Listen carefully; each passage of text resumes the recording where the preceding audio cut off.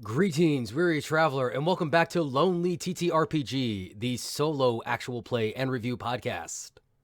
Today, we are going to be playing Alone on a Map by Kaden Ramstack. So, you are a renowned cartographer that has been tasked with creating a comprehensive map of the entire world. To do this, you have divided the world up into 36 quadrants and will label the most important landmarks. Alone on the Map is a solo tabletop role-playing game about discovering landmarks and creating a map. This game uses a standard deck of playing cards, 2 six-sided dice, writing implements, a grid, and an optional coin. Now, the game version does have a grid provided at the end that you can print off. We have taken a copy of that and put it on our digital board. Yep, Alone on the Map. It is a map-making game. Probably going to be a little bit of a short one this week, which is why we went with this. I have been on vacation for a little bit, and it appears to have run away from me. So, going to have a little bit of a short one, a little bit of a fun one. I'm definitely kind of looking forward to this. I like map-making games just because I like world building. So, the rules of the game is very simple. You're going to roll a 2 six-sided dice. You're going to decide which is the X and which is the Y. You're going to find the correct quadrant on your sheet, draw a card, consult the charts, and plot out your landmark in the quadrant. The suit will determine where in the quadrant the landmark will be placed. The rank will determine the type of landmark. Some of our optional rules: the coin. Flip a coin. Heads, the landmark is natural. Tails, the landmark is man-made. For travel notes, you may wish to write down a few sentences describing the landmark, how it looks, how it makes you feel, anything like that. If at any point you come up with an idea more interesting than what the dice and cards give you, go with your desire over the results.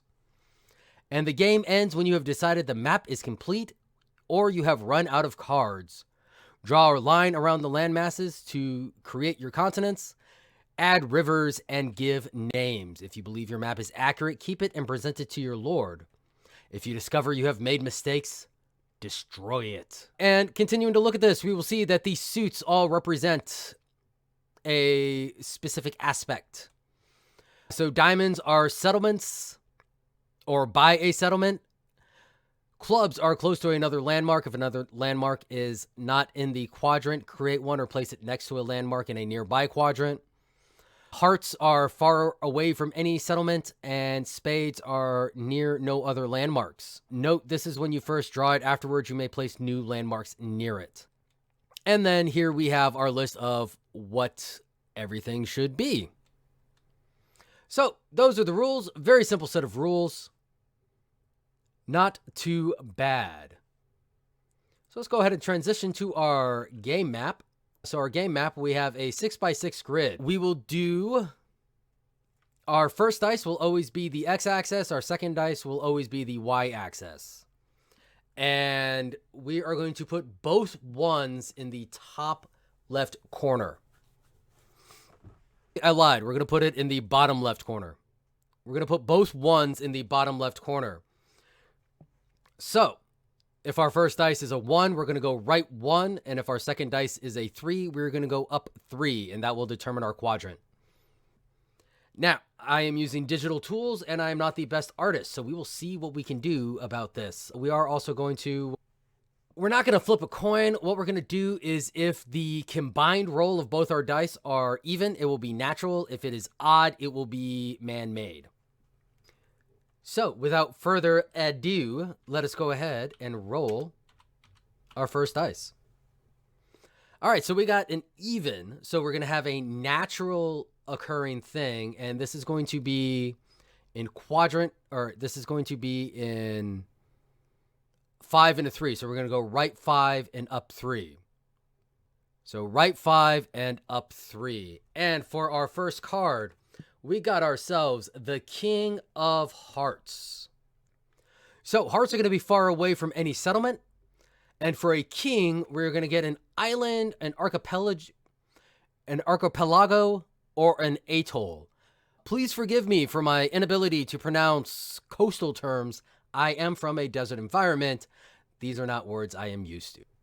All right, so we need to put ourselves a little bit of an island here. So we're just going to do some freehand, and we're going to make them little green islands. Happy little green islands. And to make sure that we remember that they're islands, we got to put a little bit of water underneath these guys. So let's go ahead and draw a pretty good size chunk of water right here. There we go. So we got ourselves a couple islands in the middle of a body of water. Next, we got 5 total. So this is going to be man-made, and we need to go right 3 up 2. For our next card, we got ourselves the 10 of diamonds.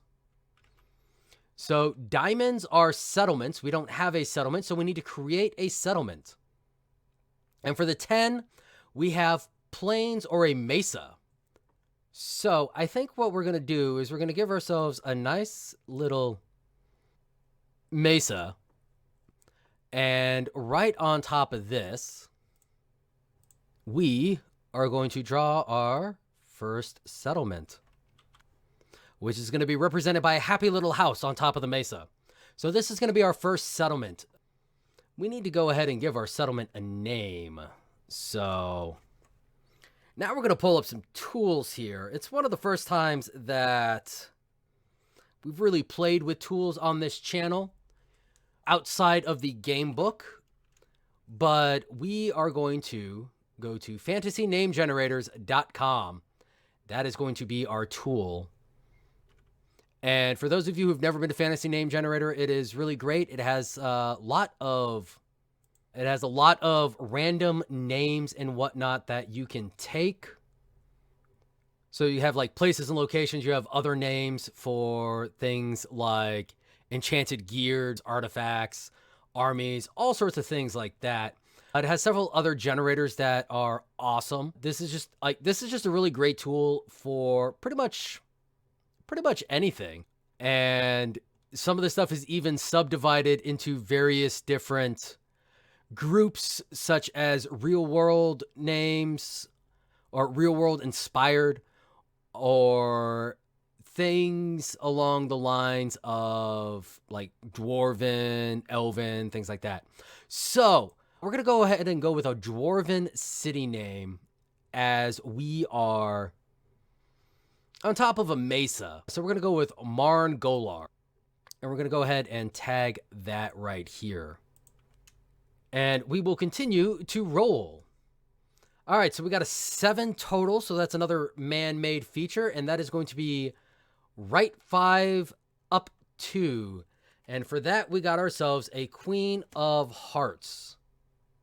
So the queen is going to be a peninsula or lagoon, and Hearts is going to be far away from any settlement. So first and foremost, it looks like this little river area, or this little body of water, is extending a lot further than we originally thought, to the point where we have ourselves a bit of peninsula. So we're just going to draw this little peninsula jutting out here like so. This is a man-made peninsula. So we're going to go ahead and give that a name. It's going to be a lost settlement. It's going to be the lost settlement of Southwater.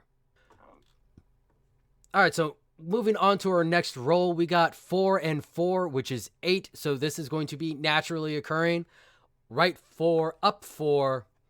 And we got ourselves the Jack of Spades. So spades are near no other landmarks. And the Jack is going to be wetlands. So what we're going to do is we're going to continue to up this body of water that we have.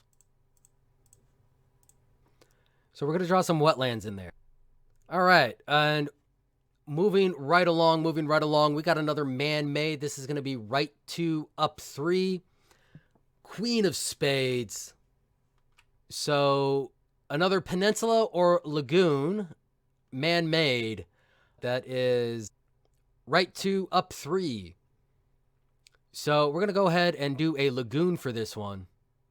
And this will be a dwarven lagoon. This looks like it would be something that the Mongolar... This is going to look like something that the Mongolar had made. And we are going to call this, we're going to call this the Glittering Lagoon, the Glittering Lagoon. Another naturally occurring feature, this is going to be right 6 up 2, and it's going to be a 6 of diamonds. So diamonds are going to be another settlement. The 6 is going to be a forest or jungle. So we're going to have ourselves a little forest or jungly area with a settlement in it. This is going to be the elven settlement of Sanalian. All right, we have another naturally occurring feature. This is going to be the 3 of diamonds. So another settlement. Another settlement. This is going to be right 6 up 4. So this will be just north of our elves. And this will be a mountain or volcano. We're going to do ourselves a volcano. And our volcano, sorry, going back through and tagging my settlements with what the races are as well. That way I can remember later. Our volcano is going to be an orcish settlement. The orcish settlement of Cashbuzz. All right, so we're already starting to fill out our map a little bit. We got our elves in the southeast. Our orcs just north of them. The dwarves are kind of chilling out, doing their own thing off to the side. See what else we get. How else can we populate this? Some more naturally occurring things. This is going to be right 2 up 4. So 2 of diamonds, yet another settlement. Yet another settlement. And this will be a passageway, bridge, road, or gap in a mountain range. I like that. We're going to draw ourselves some mountains here. And this is where we'll drop a human settlement. This will be the human settlement of Gapshire. All right, continuing to get naturally occurring things. So this is going to be right 5, up 5. Finally, something different, a king of spades. So again, spades are not near any other landmarks. King is going to be another island or atoll. So let's look at our map. So we got 5, 5. So yeah, we are going to continue to pull. We're going to continue to bring up this water source. We're going to continue to pull this water up further and further. It seems that we have a little bit of a. This seems to be our little bit of a ocean, if you will. It's definitely a large body of water. We will freehand some more islands in here. Island chain right there. And we're going to go ahead and give that island chain a name. That's going to be the Clover Islands. The Clover Isles. Why? Because I drew it and it looked sort of like a clover. So now, as you can see, we start to get some lore coming in. I'm going to have to move these wetlands over a little bit as nature seemed to be dictating that, as nature and the dice seem to be dictating that there is a larger body of water than what we thought. So move the wetlands over so the geography makes a little bit of sense. Still natural. This time we're going right 3 up 1. So this will be just south of the dwarfs. Let's see what we get. Another settlement. Do we finally have somebody to compete with our dwarven kingdom? Wetlands, bog, swamp, mangroves, that sort of thing. More wetlands. So let's see, now this is kind of the bright side about doing things digitally, is it's a lot easier to correct your mistakes. So we're gonna toss some wetlands down there, but it's gonna be a boggy wetland. It's gonna be a boggy wetland because you know who's gonna live down here in this area? Goblin. This is gonna be a little goblin area. Add some goblins to the mix. Always got to have some goblins. What is a fantasy setting without goblins? It's going to be a goblin necropolis. Let's go with that. It's going to be Kugzex, the goblin necropolis. And let's do a couple more rounds, see what else we get. I'm going to go ahead and reshuffle this deck a little bit. Gave it a good shuffle before we started, but always want to add more random to the mix if possible. All right. Finally, something not naturally occurring. Left 2, up 1. So this is going to be right next to our gobos. And we have a 7 of spades. 7 of spades. So not next to our gobos because this will be not near any other landmarks. And this will be a desert or tundra. Let's go with desert. We got a little desert right here. And we're going to go super original on the name of this. This is just going to be Golden Death Desert. Not everything has to be a fancy name, ladies and gentlemen. All right, some more naturally occurring stuff. Left 2, up 2, so just west of our dwarves. 8 of clubs. Finally got a club. I don't think I've had a club yet. So this is going to be close to another landmark.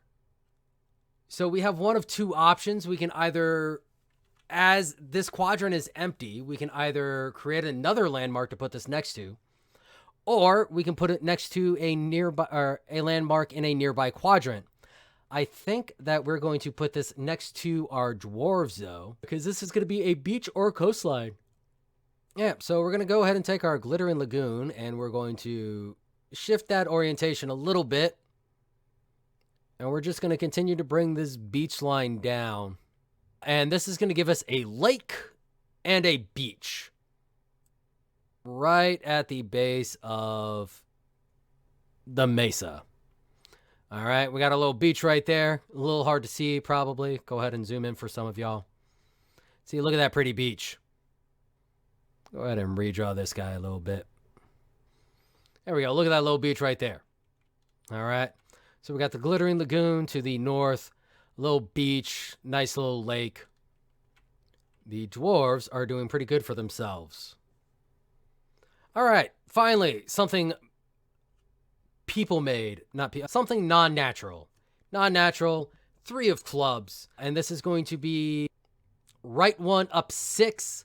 So that's going to be the very top of our map. We haven't really had anything in this top left corner. So I'm going to go ahead and draw for another landmark. I got the Ace of Hearts. So first of all, the 3 of clubs is going to be this is going to be a artificial mountain or volcano that was built next to an anomaly, something that should not have been there. We're just going to let we're going to let that anomaly be a giant question mark. And right next to it, we'll have the artificial volcano. And that's going to be something mysterious. That's going to be some type of legend. That's going to be some legendary area from a lost civilization. And we'll just tag that as Legend of Old. All right, so at this point, you guys pretty much get it. You're going to continue to roll. You're going to continue to populate your area. Now that we have this done, if it were me, I would probably end up dividing this more fully. So this section in column 5, right 5, would end up being our ocean. I would probably have that go into right 4 as well. Just extend that out. We end up having our elves and orcs off on the east side. They got a little strip of land that they are currently attempting to find some sort of control over. Just like in the west, we have our goblins, dwarves, and humans all just sort of hanging out. So that is alone on a map.